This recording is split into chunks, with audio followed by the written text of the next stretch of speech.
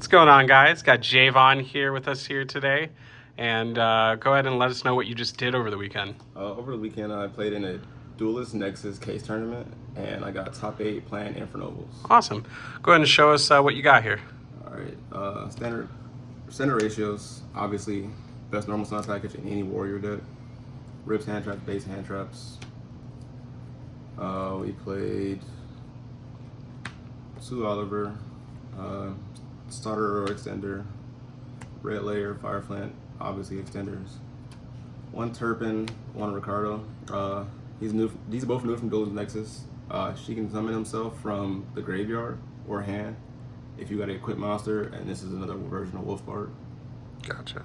Then we played 3 Ogier, 3 Renaud, and 2 Phoenix Gearfree.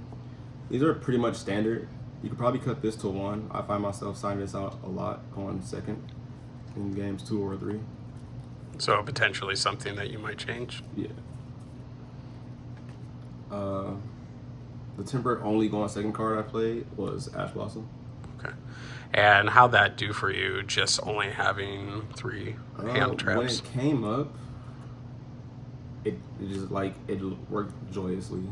I see there. So it's like the play on words. All right. Bad joke. That's all for the monsters. Would you consider playing more hand traps? I do play more hand traps, but I have some in the main deck later that you'll see. Okay. We played 3 Heritage Chalice, 3 Dorindle, and 3 Noble Arms Museums. Okay. This card is mandatory at 3. Yeah, definitely. Nothing on this card is once per turn. You pay 12, you search for any of your equipped spells, and then you summon from the equipped zone. Those are cards that are easily to you can easily abuse. We also played 1 Owl Mace and 1 Joyous. This is just a swap. It swaps itself out for any other equipped spell in the graveyard or deck. Another one's like a Warrior Returning Alive. Yeah, Joyous is a Warrior Returning Alive, but it's an older one, I think. We played other equipped spells. It was Divine Sword, Living Fossil, and DDR. These are basically more extenders. Phoenix Blade, it's standard. Like, if you're not playing this, unless you're playing the new one that's coming out, I believe, next set. Gotcha. And what's that one do, real quick? I'm the not new sure one. What the new one does. Oh, okay. So it's just gonna be better though. But yeah, okay. It's definitely 100% better. Yeah, than this one. gotcha. We played Rhoda, obvious reasons, and then my future second hand trap. This is supposed to be Imperms, but this card came up. I got a Rise Heart Pass, and I was just like, all right, Chalice and full combo. Going second card, some more hand trap hate was Called by the Grave. We played 2 Thrusts, 1 Talent, and 2 Dark Ruler. Some going second cards. How do they do? I might cut this to probably 2 of those, 3 of that, or just might play 3 of this. Would you put those in the side deck to kind of help beef up the side deck, or probably just not? Just kind of test without it for now. Yeah, I'll test without it for now. We got an extravaganza this past weekend, so we'll see how the meta shapes up. Okay. Extra deck, we played 2 Isol, which is standard, awesome. and 2 Charles. She becomes a pop, but she's also a spell trap negate when you use the level 9 Charles. It's pretty busted. Ferocious Flame Swordsman literally gets you anything from your graveyard back. Nightmare Phoenix, Arcana Extra Joker, literally never came up in testing or at all in a tournament. So this is 100% going to be one of the cuts for sure. What will you put in place of it? There's a generic Link 3 that can summon anything from your hand, whatever it points to. So I might play that. Try to test that out. Yeah. Okay.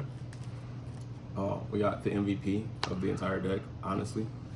Goki, the Power Load Ogre. This card won me my match against Labyrinth.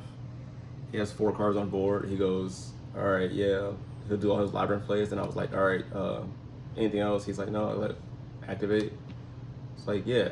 Then he goes through my Karma Cannon. I was like, all right, send all your cards. Pretty good. We played 2 Roland, 2 Angelica. She's new from Duelist Nexus. She's an inherent Imperm dodge. Anything that targets her, you can quick effect banish her and dump any Fire Warrior from your deck to graveyard and summon a Roland from extra deck. But she also searches for the Field Spell or the Horn Oliphant. Anything that searches Charles. Anything that mentions Charles. And then we played 2 Charles. And then 1 Baron. Sweet. Seems pretty standard. Yeah. So Warrior locks you in like the new card locks you in the Warriors, so it's like, alright, we don't care. Side deck I played 3 Drolls. Would you consider maining that? I actually might. I want to do some testing and play this in the main board, but we'll see how it go. Gotcha. It's like, again, I had the extravagance over the weekend. Played 3 Judgment, and the other card that Angelica can search, Horn Oliphant. It's a pop. That's really it, honestly.